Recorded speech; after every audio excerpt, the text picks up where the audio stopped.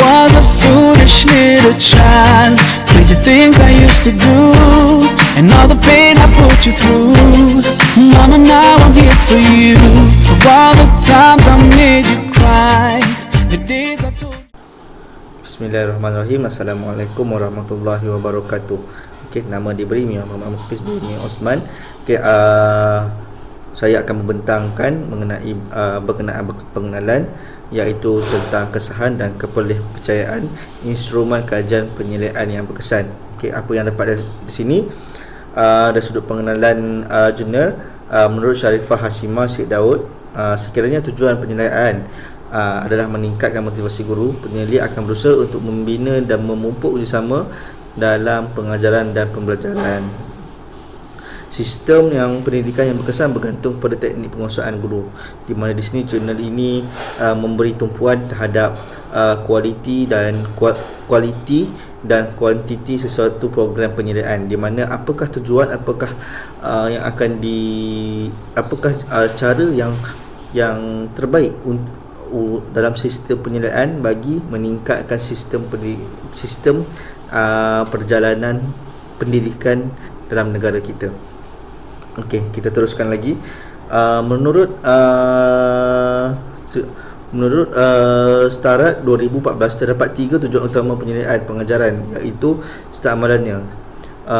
Sekiranya tujuan penilaian untuk meningkatkan motivasi guru, penilai akan berusaha untuk membina dan memupuk kerjasama dalam pengajaran dan pembelajaran dengan guru. Hal ini akan memberikan kesan yang baik terhadap kualiti pengajaran dan akan membantu pemahaman kepada para pelajar dan murid-murid. Okey, seterusnya kajian ini juga sebenarnya adalah satu uji kaji di mana mahu memastikan kualiti instrumen melalui kualiti instrumen soal selidik yang menempati tak kesahan dan kebolehpercayaan. Apa itu kesahan? Okey, menurut Takmen 1978, sesuatu ujian dikatakan mempunyai kebolehpercayaan yang tinggi sekiranya skor diperoleh individu yang sama dan menjawab ujian dan sama pada waktu yang pada masa yang berbeza. Dan menurut Majid Counting 1990 menyatakan bahawa terdapat beberapa faktor yang boleh mempengaruhi menilai kebolehpercayaan.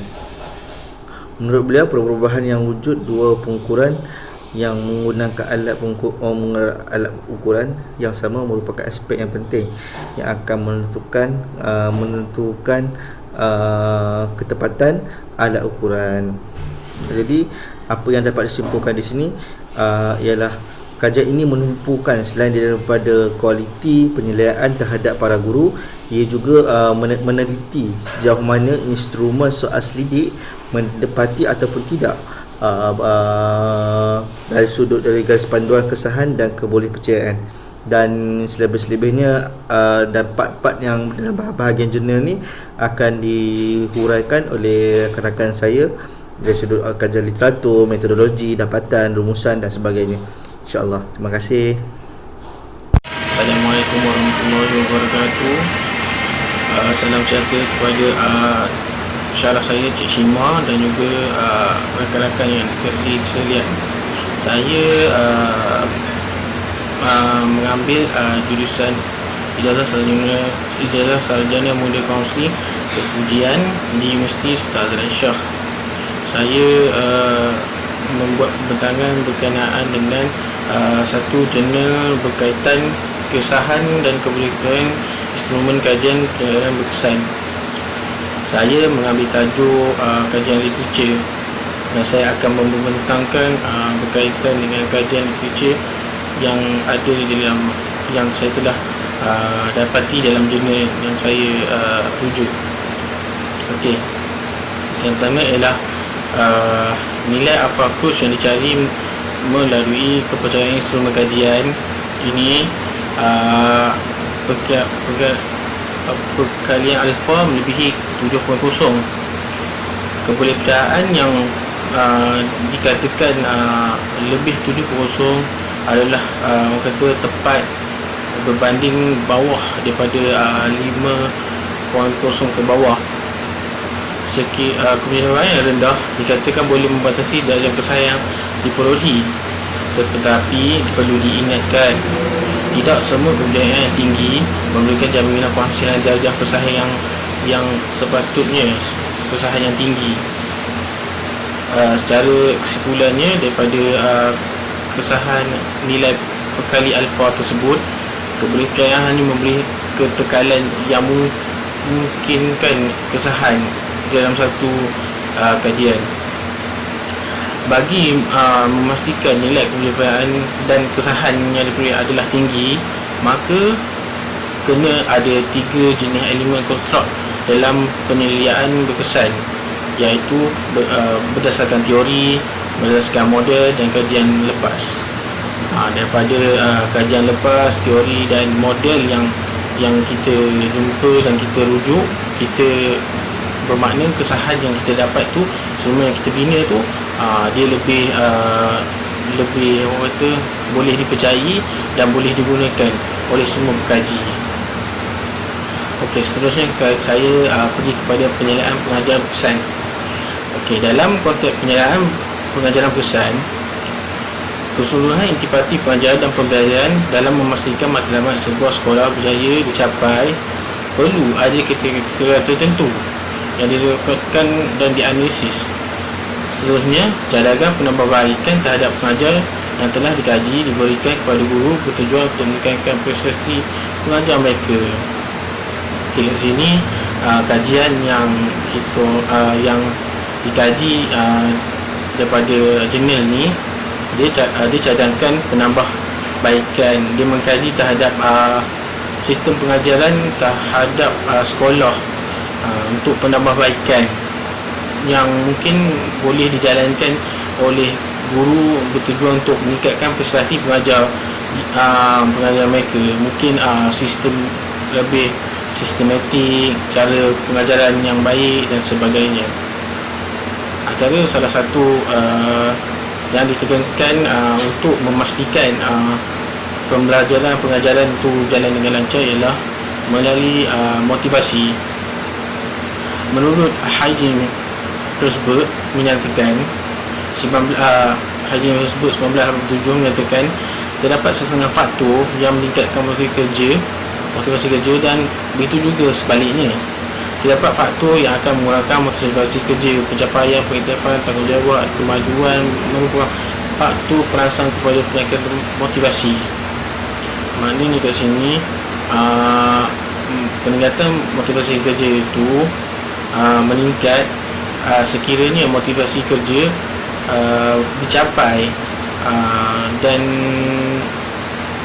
orang yang dimotivasi itu mengiktirafkan dan bertanggungjawab serta memajukan untuk merangsangkan kepada perangsang orang lain untuk meningkatkan motivasi pada diri mereka. Okey, selain itu ketua peneliti atau penyelia tidak bersorangan merealisasikan tahap motivasi kerja yang tinggi dalam kalangan guru. Guru itu sendiri berperanan penting dalam meningkatkan motivasi diri mereka untuk mencapai keputusan kerja yang dilaksanakan. Guru yang tidak bertekad dan lebih ikhlas dalam melaksanakan keputusan yang digalas,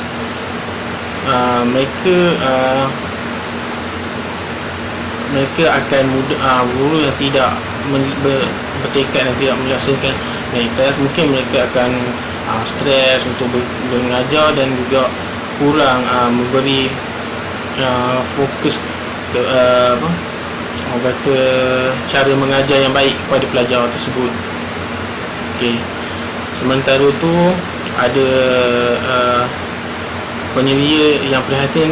Ada 3 orang penyelia yang prihatin seperti Hamdan, Eliza dan Mahtia pada tahun 2005 telah membuat menjadi motivator yang baik. Seperti berikut, mereka telah menggariskan 3 elemen penting kepada pengajar yang perlu ada pada diri seorang pengajar atau guru di sekolah. Pertama sekali ialah menasihati. Menasihati ini adalah merupakan satu motivasi diri. Ini kerana menasihati adalah cara yang dapat berkesan bagi menyampaikan satu mesej kepada guru. Ialah bila guru banyak menasihati, banyak memberikan mesej-mesej yang baik kepada guru lain, maka guru lain akan mengubah sikit demi sikit cara mengajar, cara mereka bertindak dan berfikir yang terbuka, mengikut macam mana guru-guru yang telah mengajar dan berpengalaman dalam bidang perguruan. Mungkin guru-guru tersebut tidak berpengalaman untuk menjalankan menjalankan sesi pengajaran yang baik, tetapi kita boleh ambil contoh-contoh atau ambil motivasi daripada orang lain lah untuk meningkatkan prestasi mengajar sebagai seorang guru. Kedua adalah memberitahu. Memberitahu ialah bagi seorang guru, style memberitahu ialah membantu atau kaedah memberitahu guru. Motivasi guru ni, motivasi memberitahu ini dia lebih kurang macam menasihati, tapi dia memberitahu berkenaan apa yang patut dan wajar kepada guru untuk proses menolongnya dalam sesi pengajian. Yang ketiga adalah kaunseling. Kaedah motivasi terakhir adalah dengan memberikan sesi kaunseling. Penyiar menggunakan kaedah ni lebih banyak menggunakan kemahiran asas kaunseling jika dibandingkan daripada kedua kaedah memberitahu dengan menasihati tadi. Kaedah kaunseling ni lebih terperinci dan lebih mudah difahami sekiranya guru tersebut menjalani sesi bersemuka antara kaunselor, kerana kaunselor mempunyai kepakaran dalam bidang kaunseling untuk menerokai masalah yang dihadapi oleh guru yang terbabit. Jadi guru-guru yang nak merubah ataupun nak mendapat kompensasi yang lebih, perlulah berjumpa dengan kaunselor untuk mendapatkan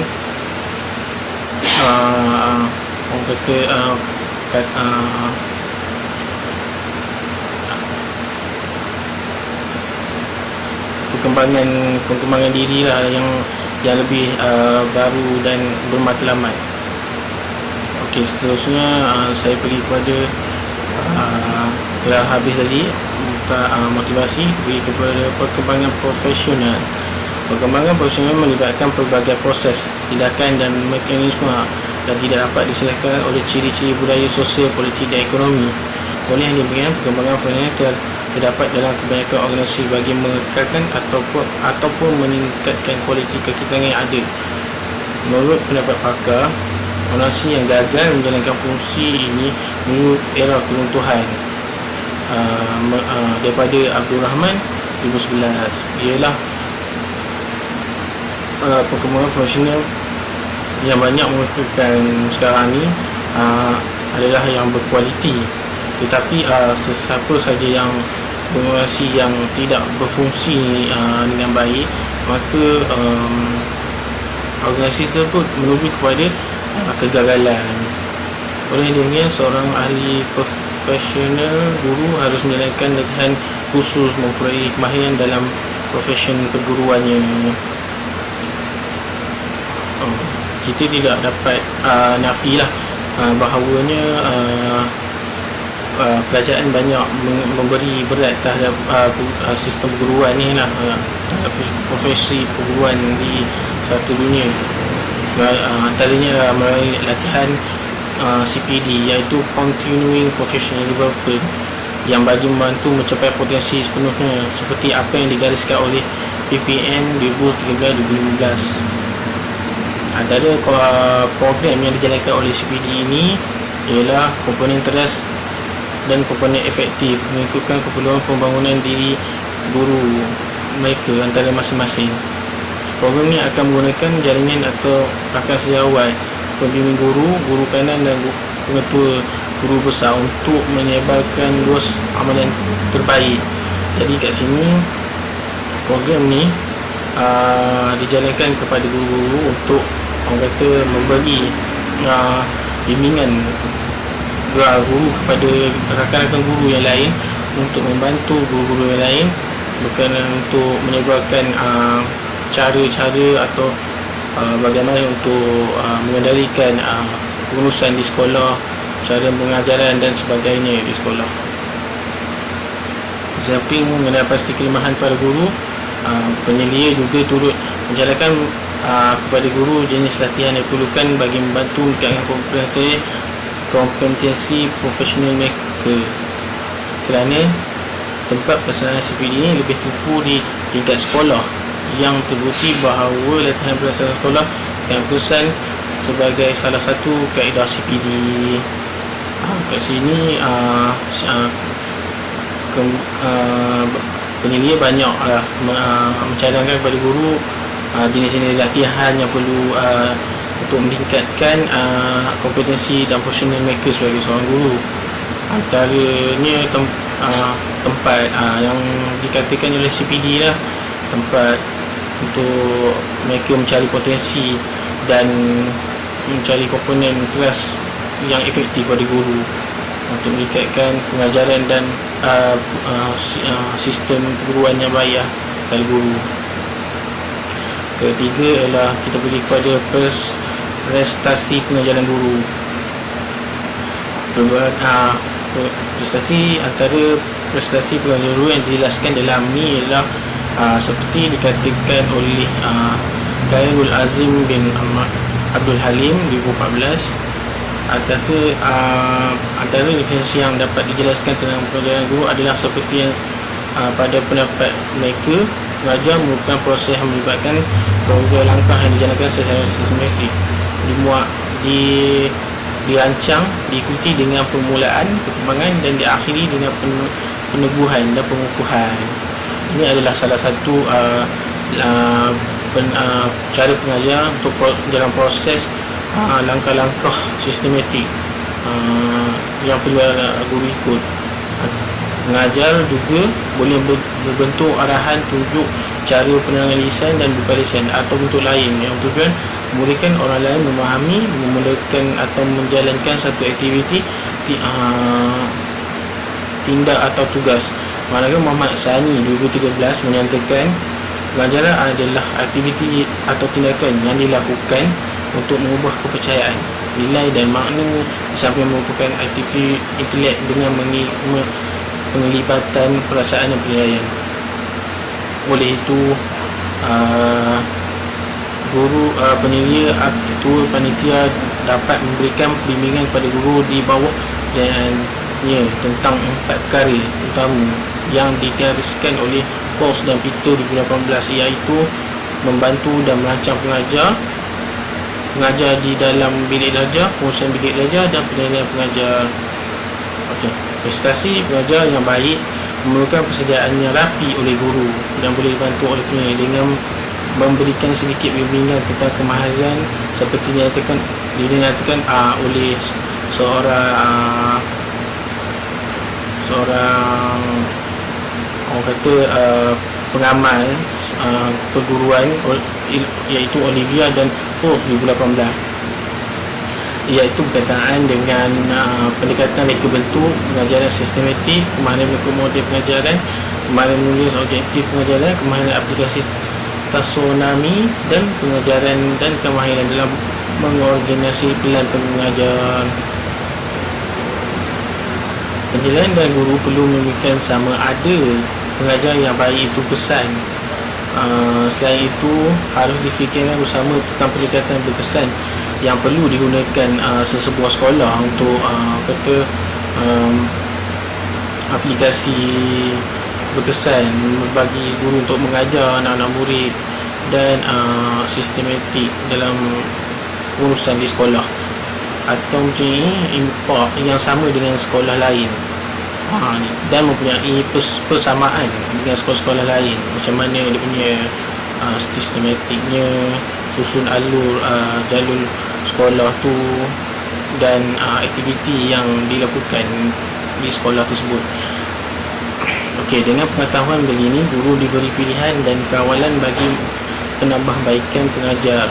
Guru perlu lebih reflektif dan komited kepada penambahbaikan dan melakukan sesuatu melebihi keperluan diri serta mengisi keperluan psikologi. Guru kat sini diminta komited untuk penambahbaikan bagi sistem pengajaran daripada masa ke semasa. Zaman-zaman sekarang ni makin moden, dan guru perlu menggunakan kaedah-kaedah baru yang lebih moden dan sistematik untuk mengisi keperluan diri sendiri guru, dan juga psikologi yang ada pada diri guru supaya tidak stres dan sebagainya. Okey, itu sekian daripada saya. Yang baik itu datangnya daripada Allah, yang buruk itu datangnya pada diri saya sendiri. Sekian, terima kasih. Assalamualaikum warahmatullahi wabarakatuh. Assalamualaikum semua, kepada Puan Syimah dan juga kepada rakan-rakan sekalian. Untuk bahagian saya akan membentangkan iaitu metodologi kajian yang di mana kalau dilihat kajian ini menggunakan kaedah kuantitatif dengan cara penelitian. Okey, apa yang saya maksudkan sini,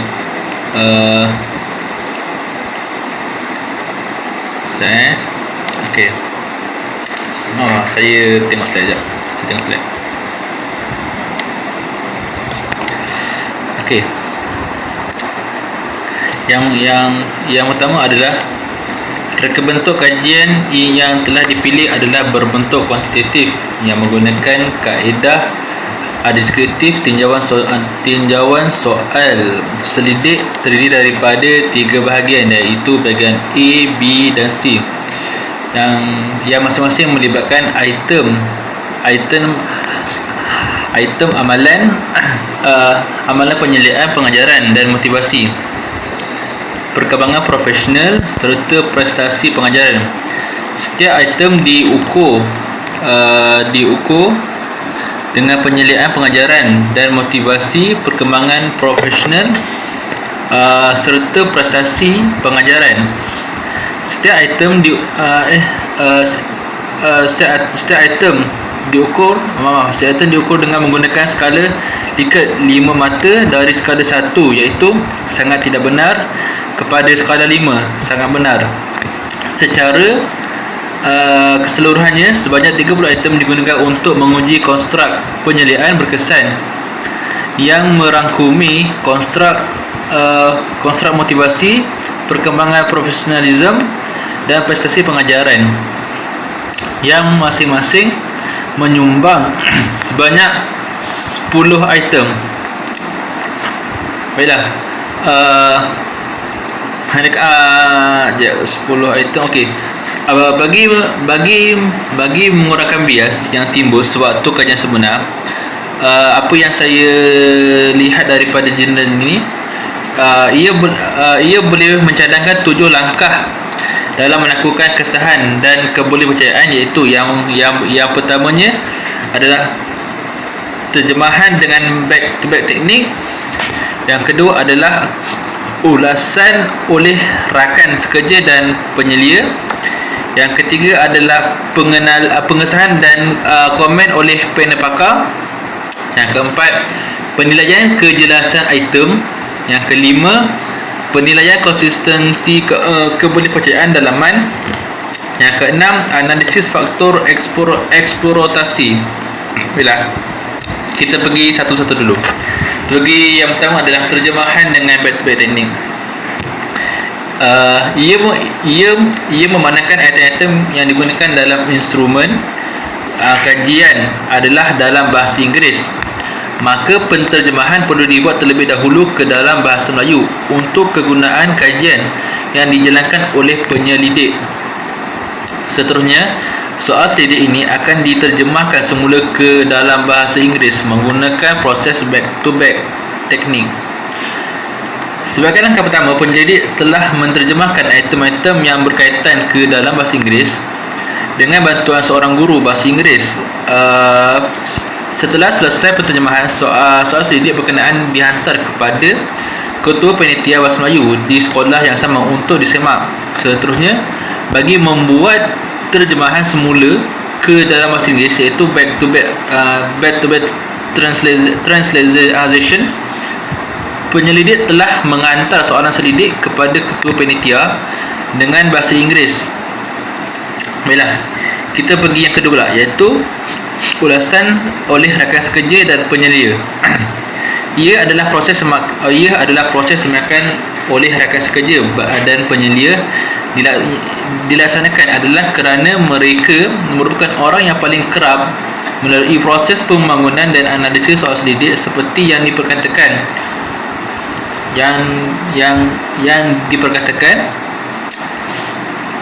oleh yang demikian. Selain daripada kedua penyelia, rakan sekerja yang dipilih adalah dari kalangan Ketua Panitia, mata pelajaran subjek yang teras mahir dalam proses penyediaan pengajaran. Yang ketiga adalah pengesahan dan komen oleh panel pakar. Tujuan kesahan dilakukan adalah untuk memastikan sesuatu alat pengukuran itu berjaya mengukur apa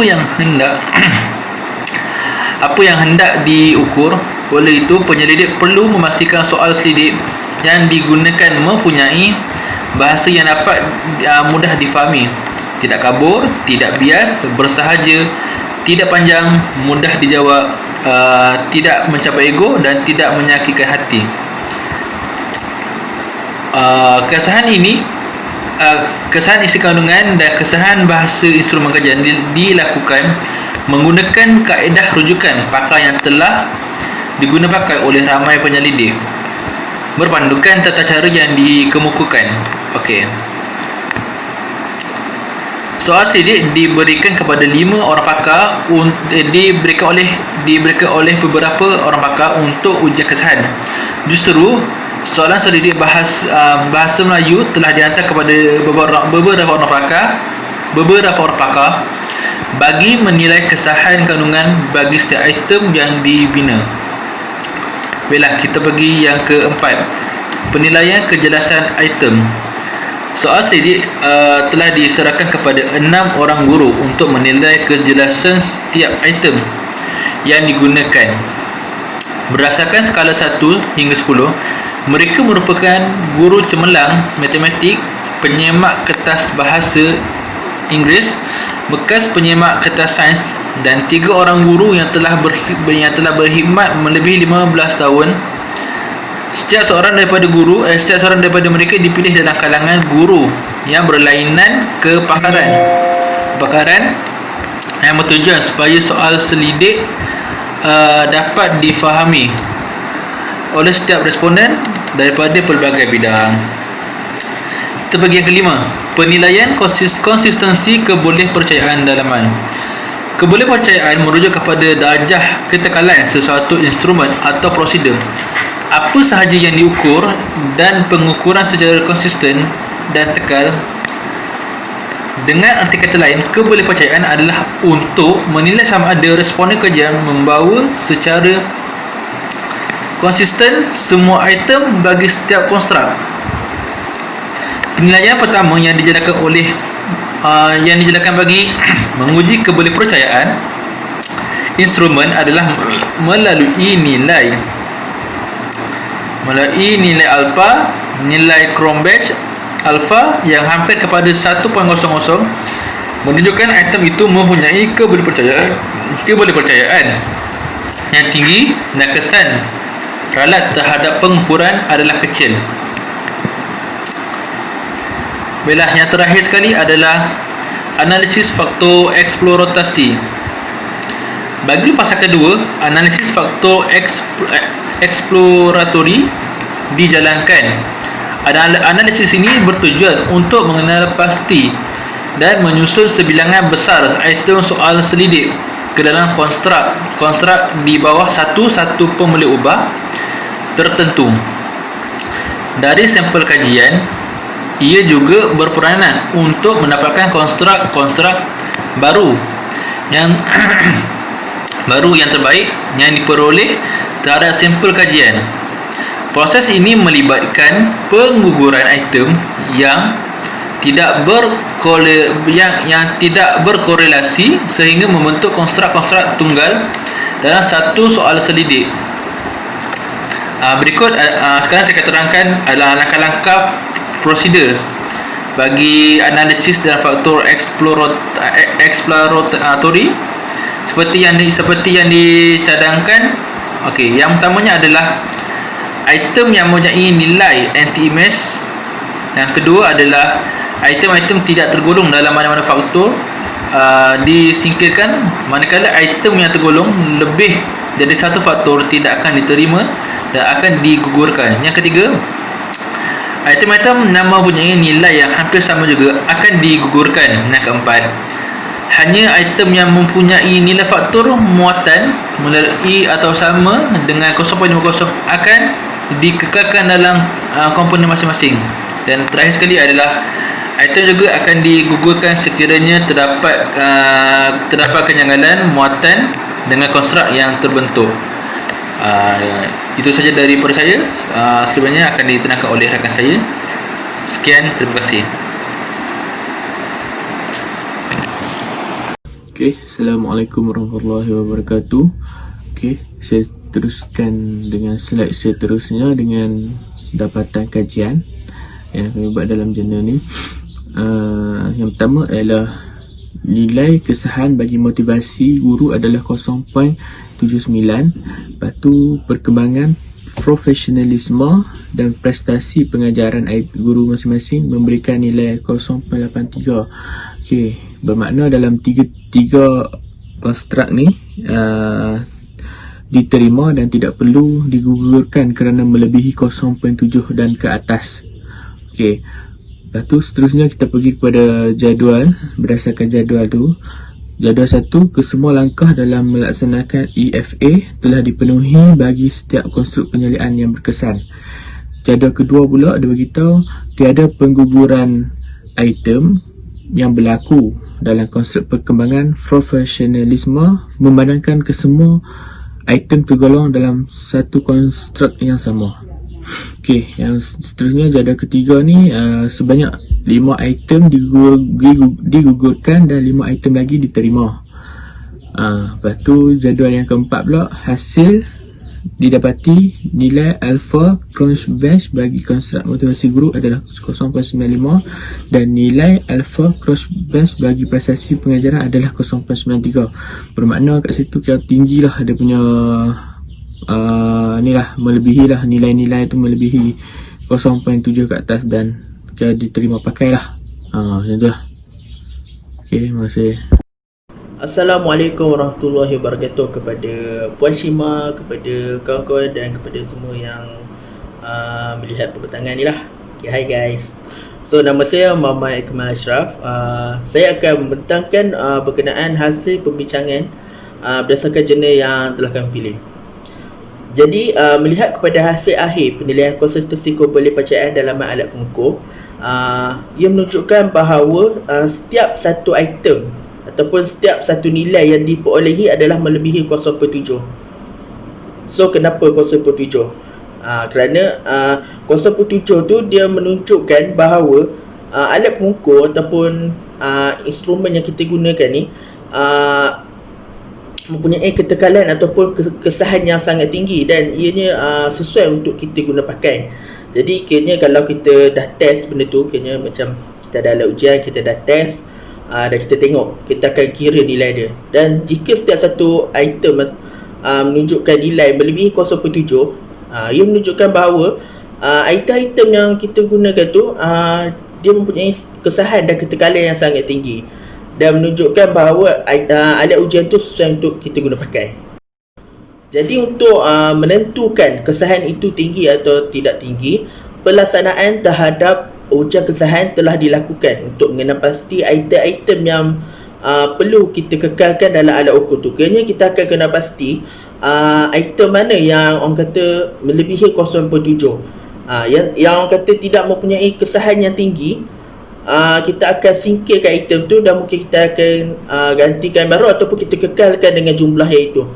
So daripada jurnal yang telah kami pilih ni menunjukkan bahawa 23 item telah kita kekalkan daripada 30 item yang dipilih. Maksudnya semuanya ada 30 item, tapi yang disingkirkan hanyalah 7 item. Maksudnya 23 item lagi boleh dikekalkan dan digunakan.